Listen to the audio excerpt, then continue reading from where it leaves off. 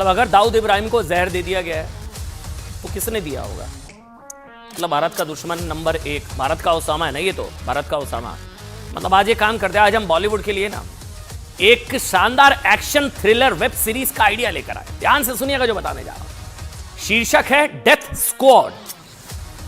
Death squad, ठीक, देश नहीं झुकने देंगे प्रस्तुत करता है डेथ स्क्वाड। और 4 लाइन की कहानी ये है कि अचानक, इसको फुल स्क्रीन पर दिखाइए भाई, देश नहीं झुकने देंगे, ये आइडिया एक आपके सामने है, डेथ स्क्वाड। मतलब अचानक भारत के एक दुश्मन देश में उन आतंकवादियों की हत्या होने लगती है जिनका इरादा भारत को चोट पहुंचाने का रहा है। अचानक वो दुश्मन देश जो अब तक आतंकवादियों के लिए जन्नत हुआ करता था, वो उनके लिए जहन्नुम बन जाता है। एक साल में 1 नहीं 2 नहीं, मतलब भारत के 20 से ज्यादा दुश्मन अचानक मरने लग जाते हैं। ये कोई ऑपरेशन अज्ञात हमलावरों के हाथों मारे जाने लगते हैं। अचानक से भारत के दुश्मन मरने लग जाते हैं। पाकिस्तान में अफरा तफरी मच जाती है। आईएसआई से लेकर पाकिस्तान की सेना तक को समझ नहीं आता कि आखिर हो क्या रहा है। मामला इतना गंभीर हो जाता है कि पाकिस्तान में जो आतंकवादी खुद को पूरी तरह सुरक्षित महसूस करते थे, वो चूहों की तरह एक जगह से दूसरी जगह दौड़ लगाने लगते हैं। आतंकवादियों को भागते भागते जमीन कम पड़ने लग जाती है। आतंकवादियों के खुले में नमाज पढ़ने पर रोक लगा दी जाती है। सुनिए, आतंकवादियों के खुले में नमाज पढ़ने पर रोक लगा दी जाती है। बड़े बड़े आतंकवादी मारे जाने के डर से घरों से निकलना बंद कर देते हैं। लेकिन अज्ञात हमलावर उनका पीछा नहीं छोड़ता है। कौन है ये? आखिर में ना आज की बड़ी खबर, अज्ञात हमलावर के हाथ भारत के मोस्ट वांटेड आतंकवादी संभवतः दाऊद इब्राहिम तक भी पहुंच जाते हैं। और ये अज्ञात हमलावर 1993 बॉम्ब ब्लास्ट के मास्टरमाइंड दाऊद को भी वैसे ही ऊपर पहुंचा देता है जैसे 10 साल पहले, 10 साल की मेहनत के बाद अमेरिका ने अफगानिस्तान में 9/11 के मास्टरमाइंड ओसामा बिन लादेन को, याद है ना आपको, पाकिस्तान में ओसामा बिन लादेन को 72 हुरों के पास पहुंचाया था।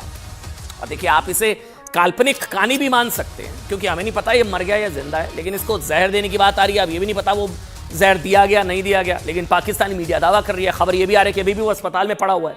ये सारी खबरें आ रही हैं।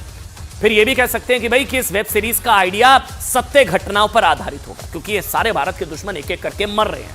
कौन मार रहा है हमें नहीं पता। कुछ लोग भारत को क्रेडिट दे रहे हैं, लेकिन हम अपनी एजेंसीज पर भरोसा करते हैं। भारत का इसमें कोई हाथ नहीं। ठीक, पिछले 24 घंटे से पाकिस्तान की मीडिया और सोशल मीडिया में चर्चा गर्म है कि दाऊद इब्राहिम को जहर दे दिया गया है। दाऊद इब्राहिम को, वो कराची के एक अस्पताल में अपनी आखिरी सांसें गिन रहा है।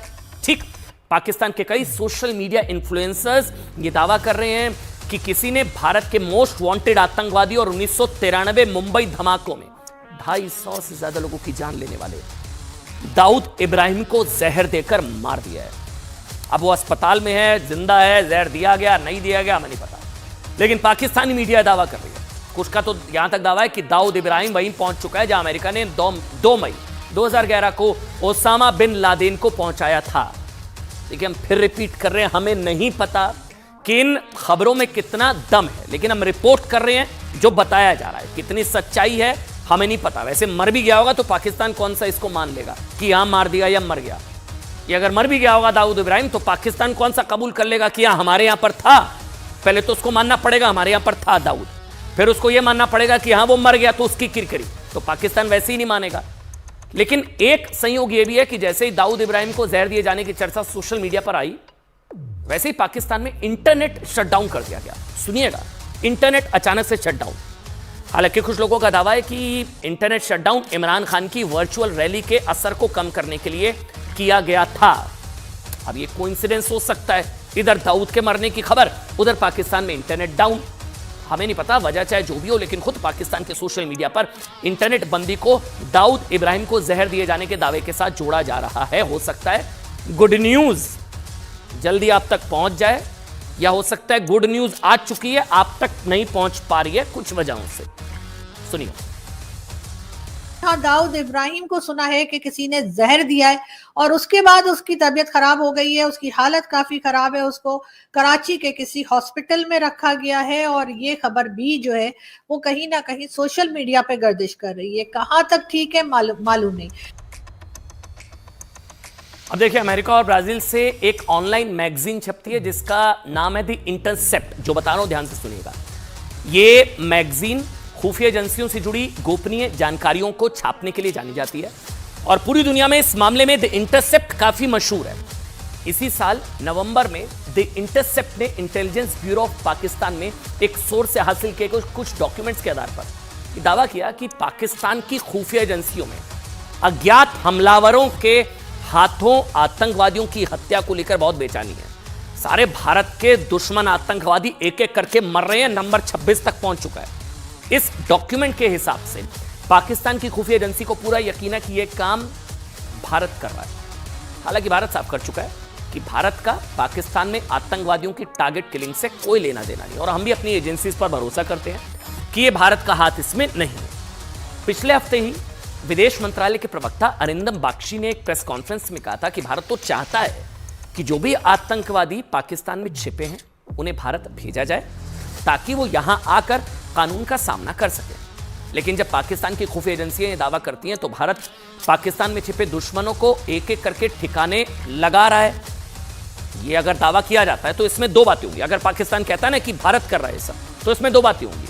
एक ये कि पाकिस्तान ये मानता है कि उसने भारत के दुश्मनों को अपने यहां पनाह दी हुई है, ठीक है। अगर वो कहता है कि नहीं इसके पीछे भारत है, ठीक, तो पहले तो मानना पड़ेगा कि उसने भारत के दुश्मनों को, आतंकवादियों को पनाह दी हुई है, नंबर एक। और ये वही पाकिस्तान है जो अब तक इस बात से इंकार करता रहा है कि भारत के मोस्ट वांटेड आतंकवादी पाकिस्तान में छिपे हुए हैं, ठीक। दूसरी बात यह साफ हो जाती है कि पाकिस्तान भारत से डरता है और उसका यह डर ही उसे यह मानने पर मजबूर कर रहा है कि कहीं ना कहीं भारत की नई सरकार ने ना भारत के दुश्मनों को ठिकाने लगाने की सौगंध खा ली है। वैसे भारत का हाथ नहीं है, हम बार बार रिपीट कर रहे हैं, हम एजेंसीज का पक्ष रख रहे हैं। भाई भारत सरकार का पक्ष है, हमारा इससे कोई लेना देना नहीं है।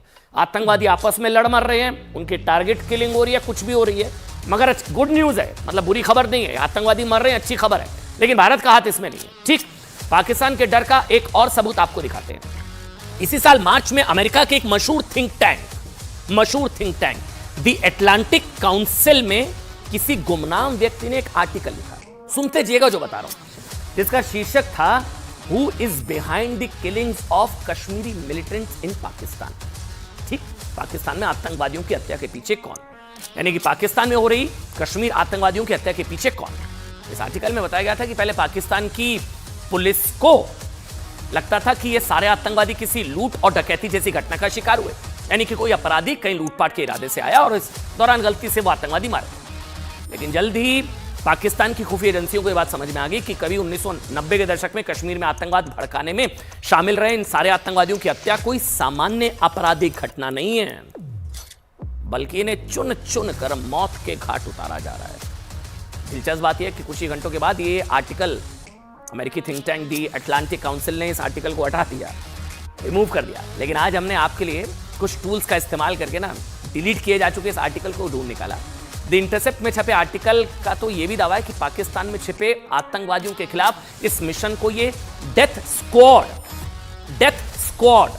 संयुक्त अरब अमीरात और अफगानिस्तान जैसे देशों से अंजाम दे रही है। अब ये जानकारी किसने दी है, किसे दी है, डेथ स्क्वाड है या नहीं है, हमें नहीं पता। लेकिन दो प्रतिष्ठित वेबसाइट्स पर छपे ये आर्टिकल इतना तो बोलते हैं कि कोई डेथ स्क्वाड है जो पूरी तैयारी के साथ अपने मिशन को अंजाम देने में जुटे हैं।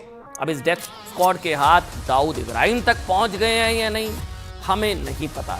लेकिन दाऊद इब्राहिम को लेकर